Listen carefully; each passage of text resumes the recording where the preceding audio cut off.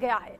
ईरानी सेना की गोलीबारी में 4 पाकिस्तानियों की मौत हो गई है। गोलीबारी में पाकिस्तान के कई लोग घायल भी हुए हैं। ईरान के पूर्व राष्ट्रपति रईसी के निधन के बाद से तनाव और ज्यादा बढ़ गया है। पाकिस्तान और ईरान एक बार फिर से आमने सामने आ गए हैं। बलूचिस्तान प्रांत के जो सीमावर्ती इलाके हैं वहां पर ये विवाद बढ़ा है और ईरानी सेना की तरफ से गोलीबारी की गई है, जिसमें 4 पाकिस्तानियों की मौत की खबर आ रही है। कई लोग घायल भी हुए हैं।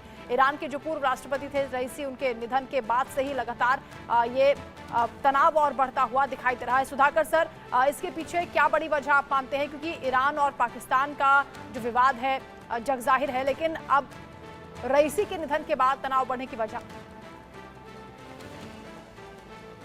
इसके पीछे बहुत बड़ा लंबा एक साजिश मैं तो कहूँगा, क्योंकि इंटरनेशनल जियोपॉलिटिकल एट्रीब्यूट्स इसमें काफ़ी मिले जुले।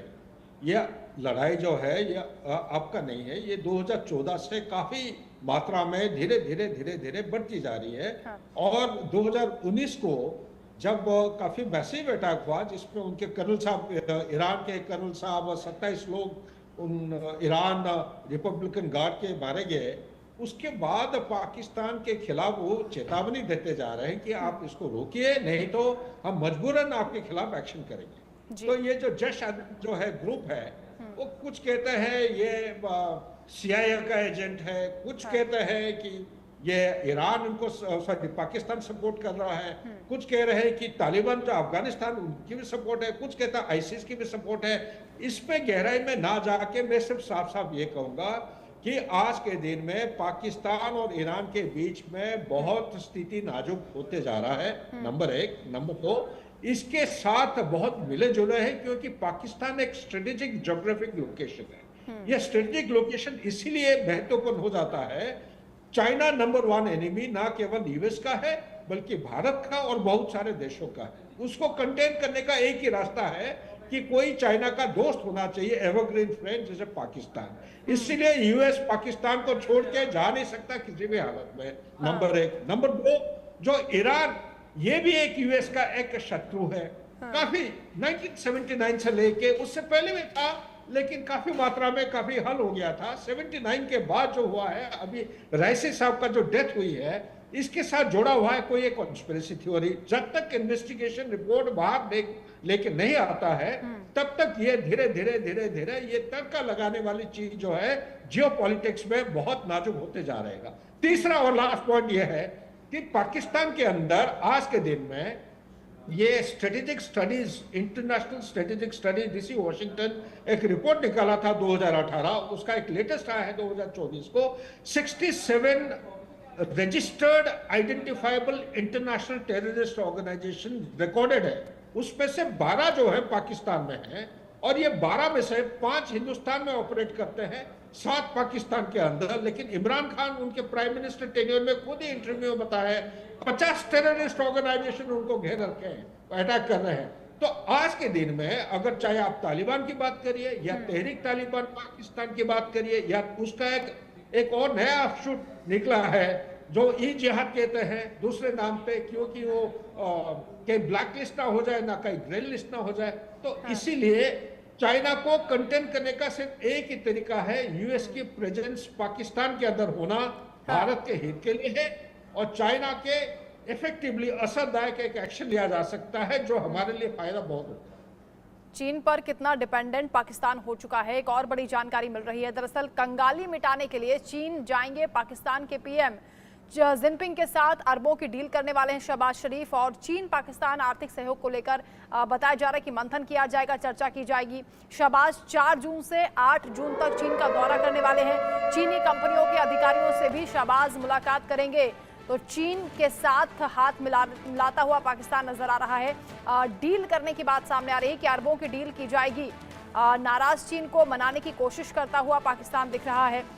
एक तरफ अपने व्यापार को भी बढ़ाने की कोशिश में है, निवेश को लेकर भी बातचीत करने की कोशिश में है। चीन दौरे पर जब पहुंचेंगे पाकिस्तान के पीएम, जिनपिंग को मनाने की कोशिश की जाएगी। पाकिस्तान में चीनी नागरिकों की सुरक्षा का आश्वासन भी दिया जाएगा। कुछ महीने पहले पाकिस्तान में चीनी नागरिकों पर हमले हुए थे, जिसको लेकर पाकिस्तान ने कहा कि तालिबान ने हमले किए हैं। वहीं चीनी नागरिकों पर आतंकवादी हमले से चीन नाराज है। चीनी संगठनों और कर्मियों की सुरक्षा की गारंटी का वादा भी पाकिस्तान के पीएम वहां पर करके आएंगे। तो चीनी कंपनियों के अधिकारियों के साथ मीटिंग की भी बात सामने आ रही है। तेल, गैस, ऊर्जा, उभरती हुई तकनीक को लेकर चर्चा की जाएगी। यानी कंगाल पाकिस्तान अब कोशिश में है कि चीन से मदद मिले और इसके लिए वो चीन के सामने गिड़गिड़ाता हुआ दिखाई दे रहा है। जब शहबाज शरीफ जिनपिंग से मिलेंगे तो उन्हें इस बात का भी भरोसा देंगे कि पाकिस्तान में उनके जो कर्मी हैं वो उनके नागरिक सुरक्षित हैं। बंसल सर, क्या लेकिन चीन इस बात पर भरोसा कर पाएगा जब तालिबान खुलकर बोल रहा है कि पाकिस्तान ही पूरी तरह से जिम्मेदार है जो चीनी नागरिकों की हत्या हुई?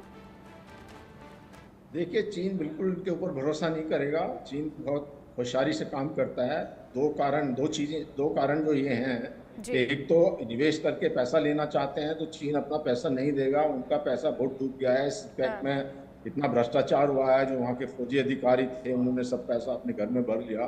तो चीन का वो जो एक सपना था वो टूट गया है। तो और जहाँ पे भी, चाहे आप बलूचिस्तान में ले लीजिए, जहाँ पे भी जो ग्वादर एयरपोर्ट है, पोर्ट है, वहाँ पर चीनी जो स्टाफ है वो सुरक्षित नहीं। तो दूसरा मुद्दा जो सुरक्षा का है, तो चीन को कोई भरोसा नहीं है कि सुरक्षा दी जाएगी। अगर पाकिस्तान ये भी कहता है कि ये तालिबान या टीटीपी को मार रहा है, तो भी जिम्मेवारी तो पाकिस्तान की बनती है कि उनकी धरती पर उनका सिस्टम या उनकी सिक्योरिटी इतनी कमज़ोर है, कोई भी आके कोई भी टेररिस्ट मार जाएगा। तो चीन इस चीज़ से बिल्कुल कन्विंस नहीं होगा। और ये बात तो देखनी पड़ेगी कि अगर वो सेफ्टी प्रोवाइड नहीं कर सकते तो चीन कैसे एग्री करेगा। दूसरा एक चीज़ और भी होती है, एक बात इसमें जो खासकर ये भी ध्यान देने लायक है कि जो पाकिस्तान है वो जो यूएस की तरफ भी लुढ़क जाता है, वहाँ से भी कुछ पैसा मांगने के लिए उनके फेवर में चला जाता है। जिस बात को जो है चाइना बिल्कुल स्वीकार नहीं करेगा और ईरान भी इस चीज़ को स्वीकार नहीं करेगा। तो जो एक मौका प्रस्ती है पाकिस्तान की, तो वो मौका प्रस्ती उसको ले डूबेगी और उनको कुछ नहीं मिलने वाला। IMF नहीं दे रहा है, और जो टेररिस्ट का एक यहाँ पे अपना एक पैसा कहीं से बाहर से आता है, तो जो बाहर से पैसा आता है वो पूरा प्रोजेक्ट में लगता भी नहीं है। ये सब लोग एडमिनिस्ट्रेशन, उनके फौजी अफसर और सब मिल बांट करके अपना पैसा इकट्ठा करते हैं और जो दूसरे देशों में लंदन, दुबई जैसी जगह में अपनी प्रॉपर्टी बनाते हैं। तो इन बातों को देखते हुए चीन, मुझे नहीं लगता कोई पैसा, यानी चीन के सामने हाथ फैलाना पाकिस्तान के लिए एक बार फिर फजीहत का सबब बन सकता है। बहुत शुक्रिया आपका जेके बंसल सर हमारे साथ जुड़ने के लिए। सुधाकर जी, आपका भी शुक्रिया तमाम बातचीत के लिए। तो चीनी नागरिकों पर जो हमले हुए हैं उसको लेकर पाकिस्तान इस बात को आश्वस्त करना चाहता है, चीन को समझाना चाहता है, नाराजगी को दूर करना चाहता है कि ये हत्या उन्होंने नहीं की है बल्कि तालिबान इसके लिए जिम्मेदार है। लेकिन तालिबान ने भी खुलकर कह दिया है कि पाकिस्तान इस मौत की जिम्मेदारी ले। खबरों में अब लगातार हम क्योंकि बता रहे हैं पाकिस्तान की क्या स्थिति है, तंगी से निकलने की कोशिश तो लगातार पाकिस्तान कर ही रहा है, लेकिन जो पाकिस्तान का खाली कटोरा है वो भरने का नाम नहीं ले रहा। शहबाज अब कहाँ चले हैं खाली झोली लेकर, रिपोर्ट में आप देखिए।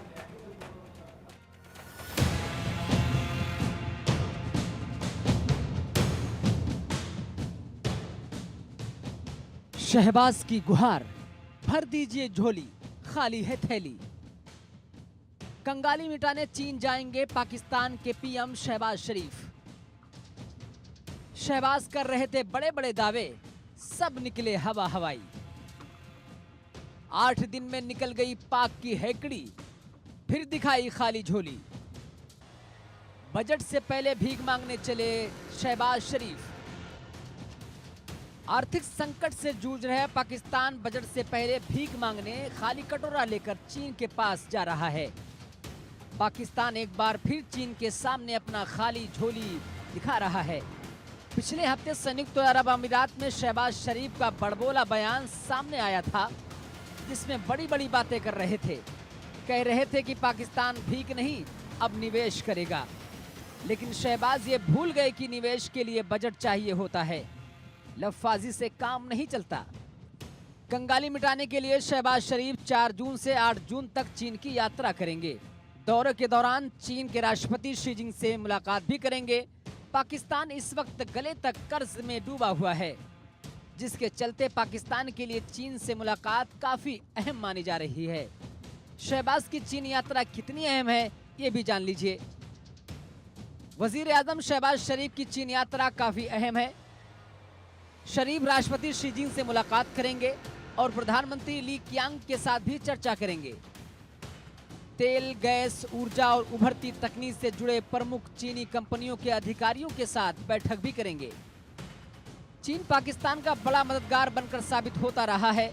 इसी कड़ी में चीन ने 65 अरब डॉलर की CPEC योजना के तहत पाकिस्तान में बिजली परियोजनाओं और सड़क नेटवर्क में अरबों का निवेश किया है और आगे भी निवेश की बात करेंगे। एक तरफ पाकिस्तान चीन से निवेश की गुहार लगा रहा है, तो दूसरी तरफ चीन पाकिस्तान में मारे गए चीनी इंजीनियरों की मौत से नाराज चल रहा है, जिससे चीन और पाकिस्तान के रिश्तों में दरार भी पैदा हो गई है। जब पाकिस्तान में आतंकवादियों ने चीनी नागरिकों पर हमले किए, हाल ही में मार्च में एक बम विस्फोट में 6 चीनी इंजीनियरों की हत्या हो गई थी। इंजीनियर उत्तरी पाकिस्तान में एक बांध पर काम कर रहे थे, जिसके बाद बीजिंग ने पाकिस्तान पर दबाव डाला कि वो वहां काम करने वाले चीनी संगठनों और कर्मियों की सुरक्षा की गारंटी दे, जिसके बाद पाकिस्तान ने बमबारी में शामिल 11 लोगों को गिरफ्तार किया। हालांकि चीन में शरीफ की यात्रा की घोषणा पाकिस्तान की आतंकवादियों को गिरफ्तार करने के ऐलान के बाद हुई है। चीन पाकिस्तान का सदाबहार सहयोगी रहा है। चीन ने पाकिस्तान में अरबों डॉलर का निवेश कर रखा है। चीन पाकिस्तान आर्थिक गलियारा यानी CPEC परियोजना भी इसी निवेश का हिस्सा है। अब देखना होगा कि पाकिस्तान के खाली कटोरे में चीन कुछ डालता है या पाकिस्तान को खाली हाथ लौटना पड़ता है। Bureau report, India news.